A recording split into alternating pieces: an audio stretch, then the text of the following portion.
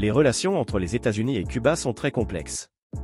Autrefois proche allié, Cuba est ensuite devenu l'une des plus grandes menaces pour les États-Unis. Entre-temps, Cuba sort de plus en plus de son isolement, ce qui a permis d'améliorer à nouveau les relations. Les États-Unis ayant toujours considéré l'Amérique centrale et l'Amérique du Sud comme leur arrière-cour géopolitique, ils ont également exercé une influence croissante sur les États de cette région, prenant le contrôle de territoires entiers tels que Porto Rico et les îles Vierges. Pendant une courte période, ils ont même pris le contrôle de la plus grande île des Caraïbes, Cuba. Mais comment cela s'est-il produit et comment Cuba est-elle redevenue indépendante? Cuba a été gouvernée par les Espagnols pendant 4 siècles après l'arrivée de Christophe Colomb, et a été l'une des colonies les plus importantes des Caraïbes. En 1823, les Américains ont annoncé pour la première fois leur intérêt pour l'île. À cette époque, la doctrine Monroe a joué un rôle important dans la compréhension américaine, avec la devise « L'Amérique aux Américains ». Elle devait justifier l'expansion des États-Unis. La population cubaine en avait assez de la domination étrangère des Espagnols, d'où les efforts de plus en plus importants en faveur de l'indépendance. Cuba pouvait également se montrer sûre d'elle, car elle était devenue entre-temps le premier producteur mondial de sucre. Lors d'une première guerre d'indépendance, menée entre 1868 et 1878, les Cubains ont obtenu des droits spéciaux considérables, tels que la liberté de commerce et une plus grande autonomie par rapport à l'Espagne. Pour la première fois, Cuba a pu commercer directement avec les États-Unis, ce qui a intensifié les relations.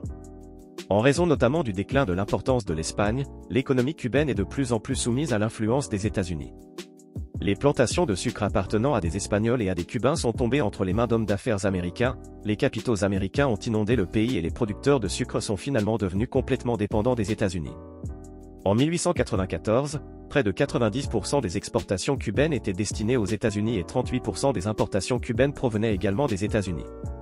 En comparaison, seuls 6% des exportations cubaines étaient destinées à l'Espagne et 35% des importations provenaient de la mère patrie.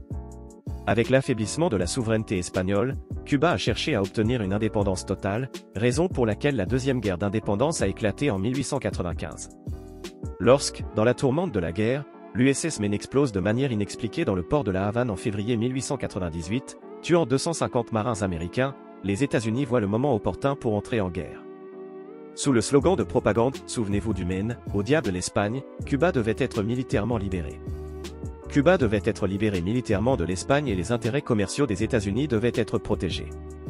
Ainsi, alors même que le vent de la guerre tournait, les Espagnols étaient largement surpassés en nombre par les États-Unis. L'Espagne s'est donc rendue avant la fin de l'année 1898. Dans le traité de paix qui s'ensuivit, les États-Unis reçurent non seulement Porto Rico, Guam et l'ensemble des Philippines, mais aussi le pays qu'ils convoitaient depuis des décennies, Cuba. Il s'agit sans doute de l'île la plus importante sur le plan stratégique dans les Caraïbes. Mais les Cubains ne sont pas du tout satisfaits. Au lieu de leur indépendance, c'est désormais le drapeau américain qui flotte dans la baie de la Havane.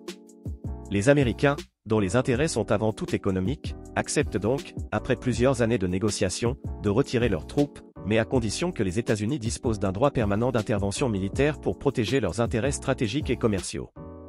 Cuba a donc obtenu son indépendance formelle en 1902, après environ 3 ans et demi d'occupation américaine, mais était en réalité un État fantoche des États-Unis. En outre, les Américains ont reçu la partie sud de la baie de Guantanamo, où l'un des camps de prisonniers les plus cruels a été construit par la suite. Les Américains ont fait usage de leur droit d'invasion militaire à maintes reprises au cours des décennies suivantes, et ce n'est qu'en 1934 que le président américain de l'époque, Franklin D. Roosevelt, a annulé toutes les conditions du traité, à l'exception de l'occupation de Guantanamo. Néanmoins, les Américains sont de nouveau intervenus en 1961 avec l'invasion de la baie des Cochons, qui visait à renverser Fidel Castro, qui avait libéré Cuba des griffes des États-Unis depuis son arrivée au pouvoir en 1959. Selon vous, comment l'histoire se serait-elle déroulée si les Américains n'avaient pas accordé l'indépendance formelle à Cuba en 1902, mais l'avaient peut-être même intégrée à leur propre territoire en tant qu'État américain? N'hésitez pas à l'écrire dans les commentaires.